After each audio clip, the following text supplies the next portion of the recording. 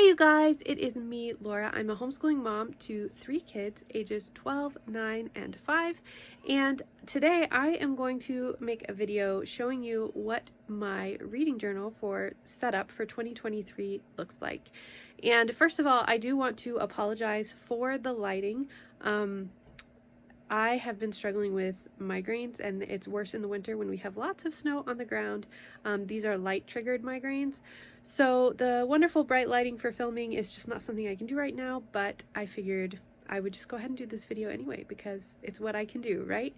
So I will be showing you a flip through of my reading setup for my 2023 reading journal. This past year in 2022 was my first year where I really set myself a reading goal. I've been reading a lot more over the past couple of years, and I wanted to keep a reading journal, but this year it was very much a mess because I didn't know what my reading styles would be, what would be important for me to have in the journal. I was really just figuring things out.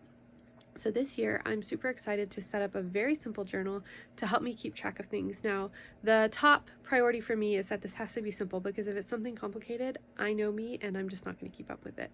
So I'm going to flip the camera around to show you that. I also wanted to say that I'm hoping to create a video soon that kind of shows you guys how to get the most out of your public library, even if you aren't someone who can physically go to the library like a lot.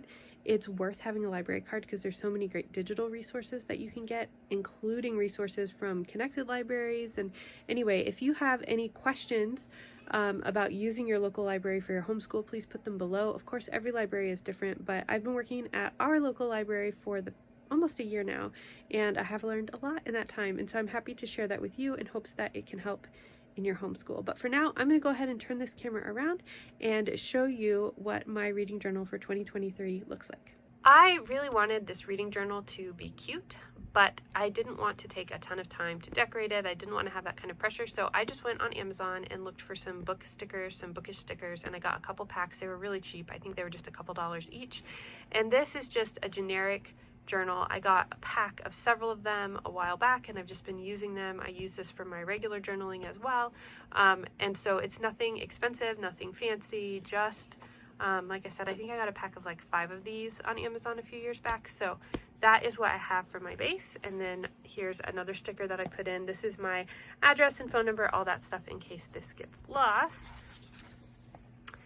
And then I have my table of contents. So I did go through and number all the pages in my book. I just numbered the odd pages because it was quicker that way, and I don't actually need to number both sides. Now, I know that you can get journals that are pre-numbered if you don't want to take the time to do that. And then I have my table of contents. So I kind of created this as I was filling things in, and there's some room if I need to change things up or add some stuff there.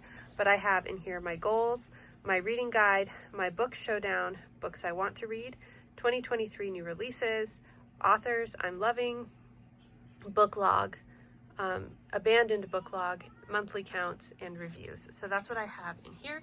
So if you go here, my goals for 2023, I realized that this number, my pages number, I actually need to up that quite a bit because my math was off when I figured that out. But I would like to have 100 completed books on my Goodreads. Excuse my children, they're playing very loudly in the next room. And then I have the number of pages I want to read. So why I have these 2 separate goals is that if I do not like a book, if I'm not enjoying it, I will not finish it. I abandon it. There have been times that I've read almost an entire book and then I didn't like something that happened in it, or I didn't like the way it was going, or something that I just really didn't like, and so I abandoned it. So I want to keep track of my pages separate from the amount of books that I finish. So like I said, I do need to adjust that number because my math was off, so I will be updating that.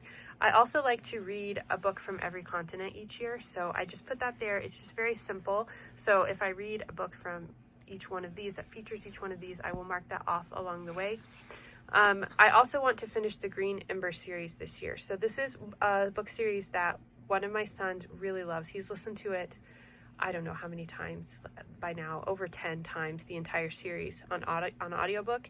And it's not a series that I love, but because it's so important to him, I really want to read it so that I can converse with him about it and be a little bit a part of his world. So that is my goal. One of my goals for this year is to finish that series. I've read 3 books in the series, so I still have quite a bit to go.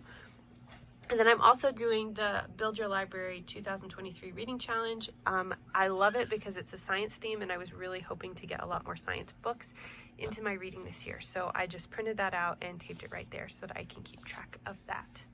So next I have my reading guide. So sometimes, and you can see I've got these stickers just all over, and it's a really great way to quickly decorate it. And as you'll see all through this, none of this is perfect, but I did that on purpose because I want to use this. I don't want to feel like it has to be perfect, because if I have to wait until a time when I can write in it, when I can be perfect, I won't ever use it. So I just put my rating guide here. This is for me. Your rating guide might be different, but sometimes I struggle with how to rate a book, and then I always go back to this and it will help me. I do rate with half stars, but this is just kind of my general 5 stars is amazing. I must own it. I must share it with everyone. I couldn't stop reading it. 4 is a good read that I enjoyed. 3 is an average book. It wasn't bad. I mean, maybe I'm glad I read it or I finished it, but like it's not worth noting. I rarely rate stars 2 or 1 because if they're that low, often I just don't finish them. So a 2 star is why did I read that, and 1 is I couldn't even finish it, hardly read it, like I just hated it.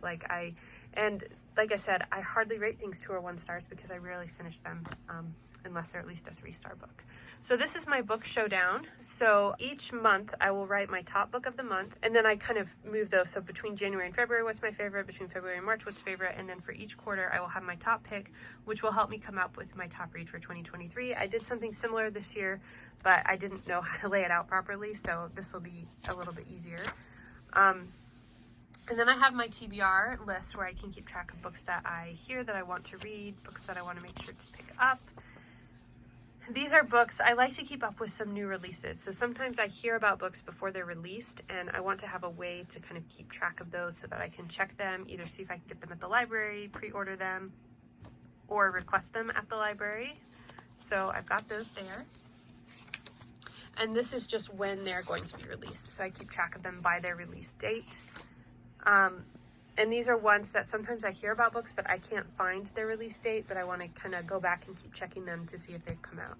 I also like to keep track of authors that I'm loving. I am really bad about paying attention to the authors of my books, so this helps me keep track and see if I see any trends. This year, I've really been enjoying books by Jennifer A. Nielsen. There's a few others that if I wasn't keeping track of it, I wouldn't have known, and so now I can follow those authors and see if they're releasing any new books. And so I do that. So this is my book log. So this is where for all the books that I read, I'm just doing a quick title, author, date, rating, and then review page. And I will have a full review elsewhere, but this is just a quick log for me to quickly see the books that I've been reading and kind of what I'm going through. I also have, and I go up pretty high because I don't know, maybe it's wishful thinking, but I don't know if I'll get to 124 books, but I have them there. And then this is the same thing, but this is for books that I abandon. So they're books that I start reading and I don't finish for whatever reason. And I've got the same thing, title, author, date. I don't give a rating to them because I don't finish them. And then the review page. And so I've got the same here. And then this is my monthly count. So this is where I'm going to keep track of the goals that I set. So how many pages did I read each month? How many books did I read?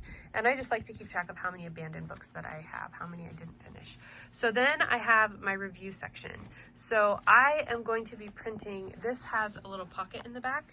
And so I created a program on Canva. I haven't done it yet because I want to be a little closer to the new year, but from time to time, I'll print out the book covers on my TBR list, and then I can put them here for the reviews. So these are just ideas for things to include in the review: title, author, date, rating, number of pages read, genre and audience, setting, format, themes, notes, thoughts, and review. And I will just fill in for each new book. I will put the picture there. I will put in the information and take as much room as I need to. Can spread it across 2 pages. I can take 1 page. I can do these as I want to. They can be really simple. They can be really elaborate. I like having the photos because I have a very visual memory.